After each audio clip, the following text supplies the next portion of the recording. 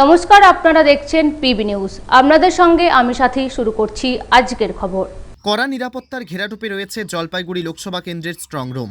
জলপাইগুড়ি লোকসভা কেন্দ্রের প্রার্থীদের ভাগ্য এবার উত্তরবঙ্গ বিশ্ববিদ্যালয়ের দ্বিতীয় ক্যাম্পাসে তৈরি স্ট্রং রুমে রাখা হয়েছে। কড়া নিরাপত্তার চাদরে মুড়ে ফেলা হয়েছে গোটা স্ট্রং রুম এলাকা। জলপাইগুড়ির 7টি বিধানসভা কেন্দ্রকে নিয়ে রয়েছে এই লোকসভা কেন্দ্রটি। মোট প্রার্থী 12 জন। ভোট পড়েছে প্রায় 80%। স্ট্রং রুম খতিয়ে দেখতে ইতিমধ্যেই বিভিন্ন রাজনৈতিক দলের প্রার্থীরাও এসেছেন। রয়েছেন বিভিন্ন সরকারি দফতরের আধিকারিকরাও। জলপাইগুড়ির বিভিন্ন রাজনৈতিক দলের প্রার্থী, নির্বাচন আধিকারিক ও পুলিশ অফিসাররা স্ট্রং রুম পরিদর্শন করে গেছেন।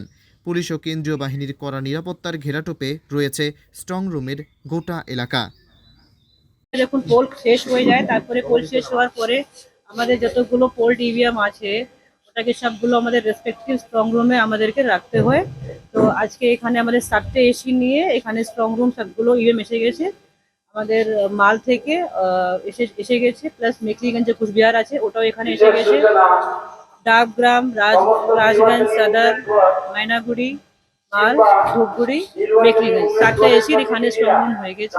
তো আজকে এটা অল পার্টি যেটা ক্যান্ডিডেট আছে ওদের প্রেজেন্সে, ক্যান্ডিডেট और রিপ্রেজেন্টেটিভ প্রেজেন্সে, ইন প্রেজেন্স অফ অবজারভার আরও সবার প্রেজেন্সে এটাকে সিল করা হবে। ওরা চেক করে নিয়ে কি সব ঠিকঠাক আছে, তারপরে এটা সিল করা হবে।